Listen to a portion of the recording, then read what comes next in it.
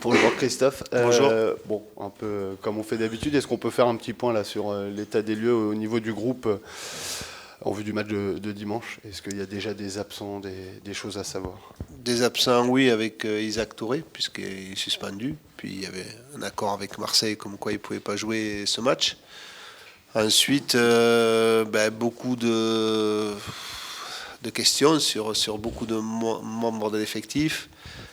Radou fera le point encore cet après-midi sur une séance. On verra demain. Il y a des incertitudes à la fois sur Mensa et sur Zedapka.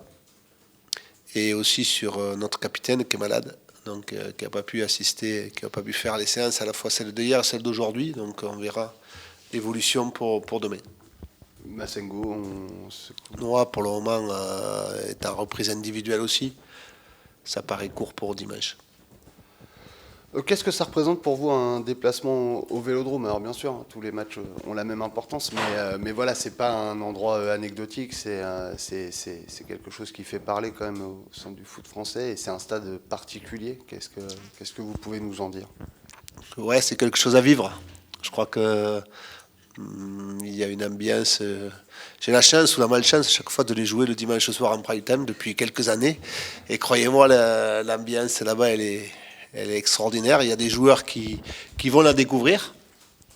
J'espère que ça va les galvaniser et non les tétaniser parce que c'est une ambiance particulière avec un public extraordinaire qui pousse derrière l'équipe. Et on est pris un peu dans ce vacarme, dans ce brouhaha, au-delà bien sûr de l'équipe qui, je trouve, est à l'image du public, c'est-à-dire un tourbillon, quoi. C'est une équipe qui montre des choses extraordinaires, je trouve, depuis le début de la saison. C'est ce mouvement perpétuel, ces qualités à la fois techniques, physiques et tactiques, des fois. Donc, on va disputer un match qui est pas anodin, mais nous aussi, on doit voir nos qualités et on a des points à prendre sur tous les matchs et celui-là en fait partie. Et comment justement on les met en condition, ces joueurs, pour s'habituer à ce vacarme, à ce tourbillon? Ouais, alors je sais que certains ont mis des enceintes quand ils s'entraînaient, donc on n'a pas fait ça. Non, bah, écoutez, c'est leur en parler, bien sûr, mais ne pas non plus en faire une source de crispation. Je crois que voilà, ils vont découvrir. Voilà, ils pourront dire qu'ils ont fait un match au Vélodrome, mais ce qui m'intéresse, c'est qu'ils puissent dire qu'ils ont fait une performance au Vélodrome. Euh, Pareil, Marseille, c'est pas un club anodin. Dans beaucoup de vestiaires de Ligue 1, il y a des supporters de l'OM. Ouais, il y en a dans le nôtre. Ouais. Voilà. C'est à prendre en compte tout ça. Ça sort de l'ordinaire, quoi. Ouais, mais bon, il y a des joueurs qui sont issus de là-bas, comme Youssouf, comme Hakim aussi. Donc je suppose qu'ils devaient être souvent en tant que spectateurs au Vélodrome. Là, ils vont avoir la chance, parce que c'est une chance d'être au milieu du terrain. Donc voilà, après, il faut, comme je dis, il faut profiter de ces moments-là, comme on profite des moments de jouer tous les matchs en Ligue 1, parce que c'est aussi une chance de jouer ces matchs-là. Et bien sûr, le Vélodrome, le parc, quand on va jouer le PSG, ça reste des moments forts, quand on va à Lens, tout ça, mais tous les matchs sont à profiter. Donc voilà, moi je veux pas qu'on aille là-bas pour faire des photos, pour faire des selfies et pour montrer que voilà, on est au Vélodrome. C'est bien sûr qu'il faut le vivre, mais il faut le vivre en faisant une performance. Vous allez jouer en dernier cette journée. Est-ce que ça change quelque chose? Bon, il y a un match décalé, mais vous serez fixé sur le résultat de certains de vos concurrents, ce qui n'était pas forcément le cas ces dernières Ouais, semaines. on sera fixé que sur le résultat que d'un seul concurrent, puisque les autres se jouent mercredi, donc Brest et Nantes. Donc voilà, donc. Mais comme je vous dis depuis le début, si on commence à perdre de l'énergie, à regarder tout le temps les autres équipes, ben, ce sera de l'énergie qu'on ne mettra pas et qu'on perdra. Donc nous, concentrons-nous sur nous. Voilà, on a 33 points. Tout le monde me demande à combien, je suis incapable de le dire. Donc gagnons les matchs et faisons des performances. Et puis le soir de la 38e journée, ben, il y aura un classement qui là sera important. Voilà, c'est tout. Vous allez aborder une équipe qui met énormément d'intensité dans ses matchs. Est-ce qu'il va falloir répondre par autant d'intensité ou passer par un autre aspect du jeu pour espérer obtenir quelque chose? Je pense que si on veut rivaliser sur cet aspect-là avec Marseille, ben, le match il est perdu d'avance. Il faut pas se faire d'illusions. Ils ont marché en gros sur toutes les équipes par rapport à ça. Donc il faut être capable de passer par autre chose. Que nous aussi, on a des qualités à faire valoir. Donc il faut être en capacité de les montrer aussi. On a vu il y a quelques semaines que Marseille s'était un petit peu cassé les dents face à Lorient, 0-0. Et Igor Tudor s'était d'ailleurs plaint un petit peu du jeu lorientais en allumant le coach adverse en disant que voilà, bloc bas et contre, ça l'embêtait pas mal. Est-ce que ça peut être une solution justement, vu qu'on voit que ça enquiquine un petit peu cette équipe de l'OM, de jouer de cette façon-là, de bien fermer? Ben, vous savez, quand on joue les équipes de haut de tableau, c'est important de bien fermer, bien sûr, l'approche de notre but. On ne peut pas avoir comme ambition d'aller au Vélodrome et dire ben nous on va faire le jeu, on va les dominer ou autre. On sait que Marseille a cette capacité d'aller vite devant. Hein. Leur slogan c'est droit au but et croyez-moi ils y vont avec cette équipe. Mais voilà, nous après on va faire ce qu'on veut, ce qu'on peut et ce qu'on a envie de faire, on le sait. Mais après, bon voilà, je pense que le coach de Marseille peut pas aussi s'occuper de son équipe et de la nôtre. Donc nous avec les qualités qu'on a, on fera ce qu'on doit faire aussi. Les trois premiers, Oui. sur les 6 dernières journées, c'est le point un peu difficile si on doit mettre le positif et le négatif par rapport à chaque concurrent du maintien. Quel regard vous portez d'avoir les trois premiers pour Mais ce que je vous dis depuis le début, il faut qu'on s'occupe de nous parce que autrement, si on fait des projections sur dire bon ben là on peut pas prendre de points, si et ça et là ce sera plus facile et je dis et je commence à le dire dès maintenant, peut-être que le match contre Clermont sera beaucoup plus difficile que ceux contre les trois premiers. Le match sera totalement différent donc. Non, commençons par se concentrer sur Marseille et puis chaque match arrivera. On l'a vu, hein, de toute façon, la qualité de ces équipes-là, on a vu le week-end dernier face à Lille, qui est une équipe du top 5. Là, on monte encore de catégorie, c'est les calls de haute catégorie, hors catégorie, comme on dit au Tour de France. Mais voilà, à nous d'élever aussi notre niveau pour poser des problèmes à ces équipes-là. Un mot sur le public océan. À Marseille, ils sont peut-être un millier, voire plus. On compte plus les matchs à guichet fermé. Est-ce que c'est un mouvement, cette faveur populaire, ici à Auxerre? Est-ce que dans la course au maintien, c'est important et ça joue? C'est pas important, c'est primordial. Je crois que je l'avais dit il y a longtemps de ça. J'avais dit que quand je parlais d'unité, que je savais pas en termes de pourcentage à ce que ça correspondait, mais je suis persuadé que les points qu'on a pris et peut-être le point de samedi dernier, avec l'aide du public, nous a permis d'aller chercher des ressources que peut-être on ne soupçonnait pas. Donc c'est extraordinaire. J'ai entendu aussi que plus de 1000 personnes se déplaçaient au Vélodrome. Il y a eu des déplacements à Troyes, il y a eu des déplacements à Paris où le parcage était plein. Strasbourg aussi. Voilà, je crois que c'est vraiment... il faut les féliciter parce que faire des déplacements comme ça, c'est pas évident. Donc les joueurs en ont conscience, hein, croyez-moi, les joueurs en ont conscience. On voit le monde qui est à l'entraînement aussi pratiquement tous les jours. Voilà, et je crois que leur ferveur permet à cette équipe aussi de se sublimer quelquefois. Paradoxalement, cette équipe de l'OM à domicile, dernièrement, il y arrive peut-être un petit peu moins bien. Une victoire en 6 matchs. Est-ce que vous pensez que du coup, il y a un coup à faire là-dessus, qu'elle n'est peut-être pas forcément au top de sa forme au Vélodrome? Ouais, quand on voit le match de dimanche dernier, même si c'était à Lyon, on ne peut pas dire qu'ils ne sont pas au top de leur forme.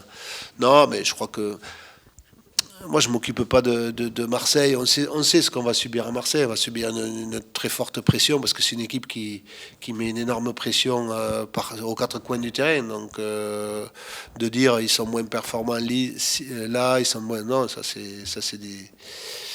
C'est pas des choses sur lesquelles je m'appuie pour préparer le match. Nous, on sait ce qu'on va être obligé de faire, c'est-à-dire de très très bien défendre, c'est obligatoire. Et après de poser quelques banderilles, parce qu'on en est capable aussi pour dérégler un peu cette machine olympienne. C'est bon pour vous? Merci, bonne journée. Bonjour Youssouf. Bonjour. Bon, on en parlait avec le coach, un déplacement à Marseille, c'est pas un match comme les autres, c'est peut-être encore plus le cas pour toi. Marseille, ça doit évoquer pas mal de choses, l'enfance. Est-ce que tu peux nous parler de ce que représente cette ville, peut-être le regard que tu as sur ce club depuis toujours, quelque part? Déjà, je pense que pour toutes les équipes qui vont à Marseille, c'est quand même un match différent. Parce que c'est un stade différent, une ambiance différente. La plus grosse ambiance de ce championnat.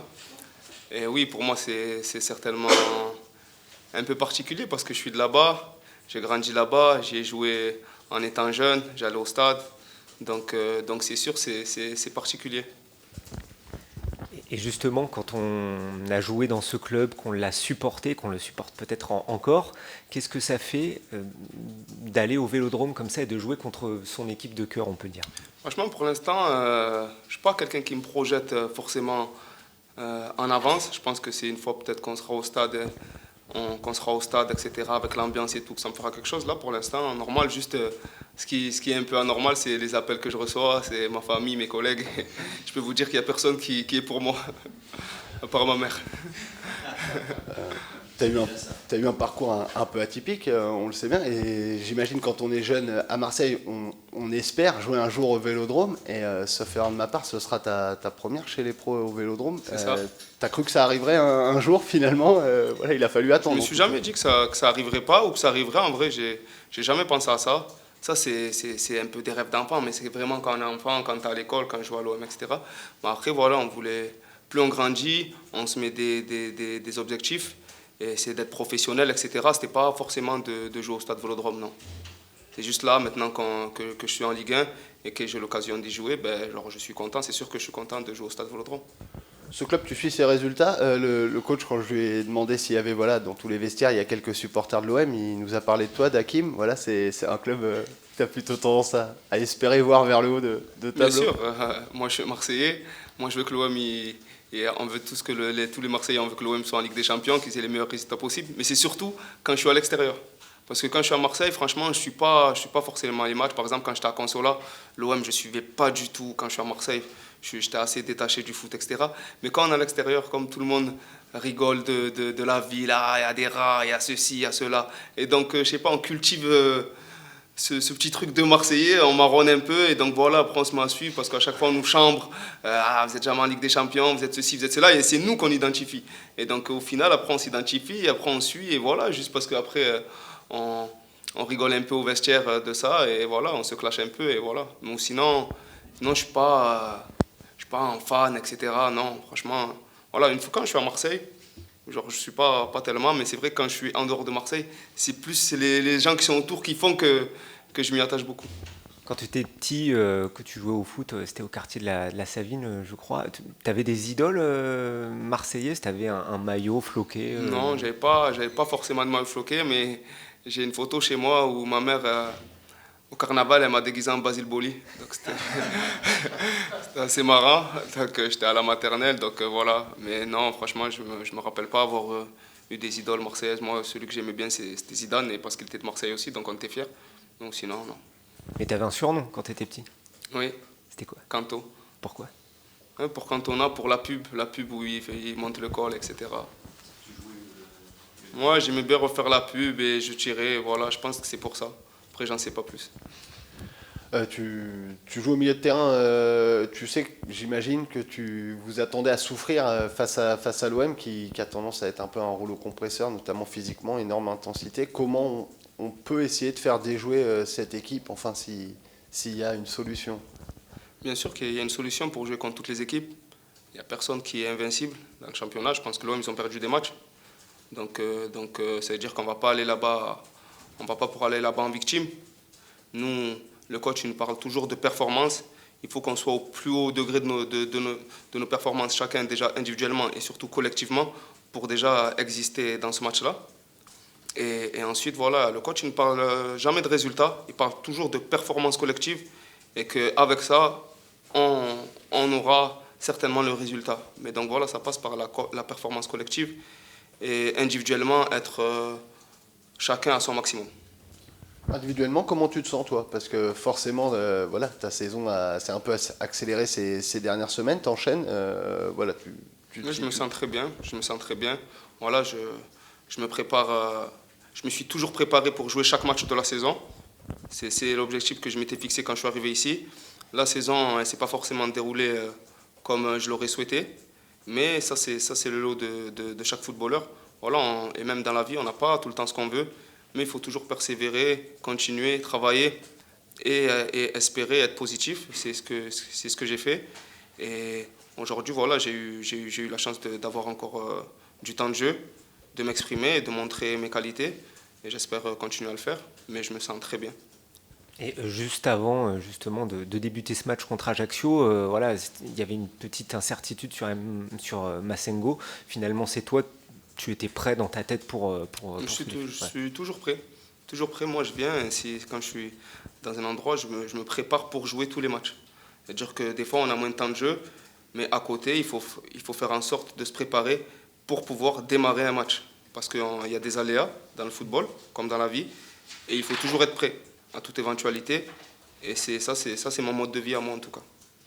Vous allez affronter l'OM avec une équipe qui met énormément d'intensité dans ses matchs. Au milieu de terrain, il y a la paire Rongier-Vertou qui voilà, brille au milieu. Tu vas te retrouver face à eux. Comment est-ce que tu abordes justement ce défi où, on a posé la question au coach, pour mettre plus d'intensité que l'OM, ça va être dur. Qu'est-ce qui va être la clé justement? Après, le football, il y a plusieurs leviers, on a tous des qualités différentes les uns des autres. Et on peut mettre l'intensité, c'est sûr, déjà de l'intensité, il faudra en mettre. Après, il faut qu'on puisse jouer avec nos têtes et jouer avec nos qualités et jouer aussi sur leurs défauts et pour pouvoir exister dans ce match.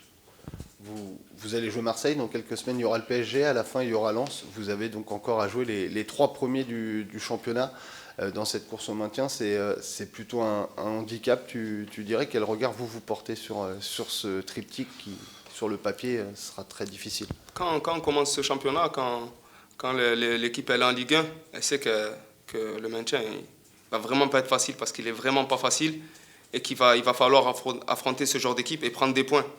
Donc au regard du calendrier qui semble difficile, ces matchs-là qui semblent difficiles, mais ils ne sont pas impossibles. Donc il ne faut pas arriver avec la tête basse, non. Il faut toujours avancer avec la tête haute et se dire que contre chaque équipe, c'est qu'un match, c'est que 90 minutes sur une semaine, tout est possible. Il faut se transcender et être capable de chercher des résultats contre ces équipes-là. On n'a pas le choix. Dans la course au maintien, vous pouvez compter, en tout cas depuis le début de la saison, sur la ferveur et le public. La Marseille se remplit de milliers, toute la semaine d'entraînement il y avait du monde, vous jouez à guichet fermé, pendant le match, il y a une belle ambiance. Est-ce que c'est important ça, dans la course au maintien, dans la société qui reste? Bien sûr, je me rappelle du dernier match contre Lille, ou même contre Nantes. Contre Nantes, surtout quand on a souffert, on a beaucoup souffert, et on le sent, le public. L'équipe adverse, elle a une occasion, et là, il nous regonfle à bloc, il crie, il nous encourage. Et ça donne un boost énorme. Et quand on a marqué contre Lille, le but de l'égalisation, on n'était plus la même équipe. Parce qu'on essayait de pousser, etc. Mais quand on met ce but, avec ce public qui nous pousse, on sent que, et même l'équipe adverse, elle sent que ça va devenir difficile. Et donc, bien sûr qu'on a besoin du public. Et il nous donne ce supplément d'armes énorme. C'est bon pour vous? Ouais, c'est super. Merci. Merci.